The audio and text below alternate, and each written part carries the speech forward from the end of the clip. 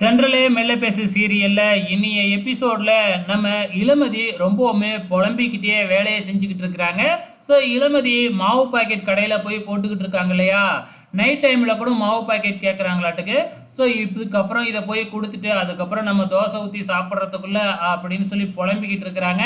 இதை நம்ம பரம பார்த்துட்றாப்புல. இளமதிக்கு ஏதாச்சும் உதவி செய்யணும், டைரெக்டாக செய்யக்கூடாது இல்லையா.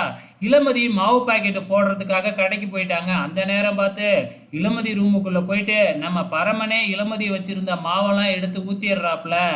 ஸோ அதுக்கப்புறம் என்ன, இளமதி வந்து சரி தோசை ஊற்றி சட்னி பண்ணி சாப்பிட்லாம் அப்படின்னு போய் பார்த்தா தோசை சட்டி காலியாக இருக்குது, மாவுலாம் காலியாக இருக்குது.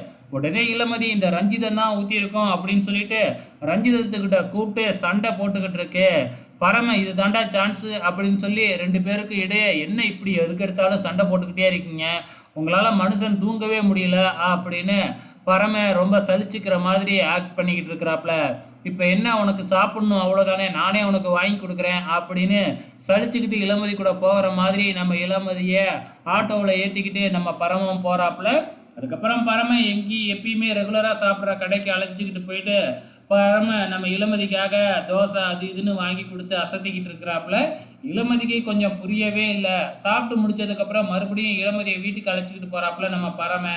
அப்போ பூக்கடையை பார்த்த உடனே வாண்டடாக ஆட்டோ ரிப்பேர் ஆன மாதிரி நின்று அங்கே ரிப்பேர் பார்த்துக்கிட்டு இருக்கிறாப்புல. அதுக்கப்புறம் அங்கே பூக்கடை இருக்கு இல்லையா, வாண்டடாக இளமதிக்கிட்ட வந்து நீ மாட்டுக்கு பூக்கடைக்கிட்ட நிப்பாட்டிட்டேன் அப்படின்னு சொல்லிட்டு பூவை வாங்கி தலையிலலாம் வைக்க சொல்லக்கூடாது அப்படின்னு பரமனே சொல்கிறாப்புல. இதில் என்ன தப்பு இருக்குது, நீ என் புருஷன் தானே, நீ வாங்கி கொடுத்தா என்ன தப்பு அப்படின்னு இளமதி சொன்னது தான். அவ்வளோதானே, இரு நான் பூவை வாங்கி கொடுத்துட்றேன், நீ ஒன்றும் சண்டைலாம் போட வேணாம் அப்படின்னு பரமன் சொல்கிறாப்புல. நான் பூ வாங்கி தரவே சொல்லவே இல்லையே அப்படின்னு இளமதி சொல்கிறதுக்குள்ள குடுகுடுன்னு ஓடி போய் நம்ம பரம பூவை வாங்கிக்கிட்டு வந்து இப்போ என்ன நான் தானே தலையில் வச்சு விடணும், வச்சு விட்டுறேன் அப்படின்னு நம்ம பரமனே இளமதி தலையில் பூவெல்லாம் வச்சு விட்றாப்புல. அப்போவே நம்ம இளமதிக்கு லைட்டாக டவுட் வர ஆரம்பிக்குது. இந்த பக்கம் சித்தார்த் வந்து பார்த்திங்கன்னா நளினிக்கு மெசேஜ் அனுப்புகிறாப்புல.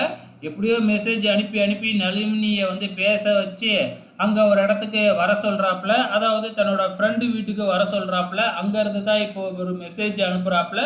ஸோ இப்போ என்ன நடக்க போகுது அப்படிங்கிறது தெரியல. மேபி வந்து பார்த்திங்கன்னா இப்போ தான் சித்தார்த்துக்கு வந்து பார்த்திங்கன்னா கல்யாணத்தை பேசியிருக்கிறாங்க. அந்த நேரத்தில் சித்தார்த்தை இப்போ பண்ணி மாட்டிக்க போகிறாப்புலன்னு நினைக்கிறேன். பரமங்கிட்ட வெயிட் பண்ணி தான் பார்க்கணும். இப்போ பரமனும் இளமதியும் வீட்டுக்கு வந்துட்டாங்க. நடு ஹால்லேயே வந்து பார்த்திங்கன்னா கலா சேரை போட்டு உட்காந்துருக்கு. இப்போ ரெண்டு பேரும் ஒன்றா போனால் ஏதாச்சும் சந்தேகப்படுமே அப்படின்னு சொல்லிட்டு நான் முதல்ல போகிறேன் அப்படின்னு பரம உள்ளார போயிட்டு வேணும்னே ரஞ்சிதத்துக்கிட்ட சண்டை போடுறாப்புல. இந்த ரஞ்சிதம் பாரு தேவையில்லாமல் இந்த இளமதி ரூமுக்குள்ளே போயிட்டு மாவெல்லாம் எடுத்து ஊற்றிருக்கு, இதனால் பயங்கரமான சண்டையாகிடுச்சு. நான் தான் அதுக்கப்புறம் இளமதியை அழைச்சிட்டு போயிட்டு சாப்பாடு வாங்கி கொடுத்து சமாதானப்படுத்தினேன் அப்படி இப்படின்னு நம்ம பரம அள்ளி தெளிச்சுக்கிட்டு இருக்கிறாப்புல. அதுக்கப்புறம் கலா அங்கேருந்து ஏந்திரிச்சு போன உடனே அது எதுங்க ரூமுக்கு போயிடுச்சு. ஸோ வெயிட் பண்ணி பார்க்கலாம் அப்கமிங்கில் என்ன நடக்க போகுதுன்னு.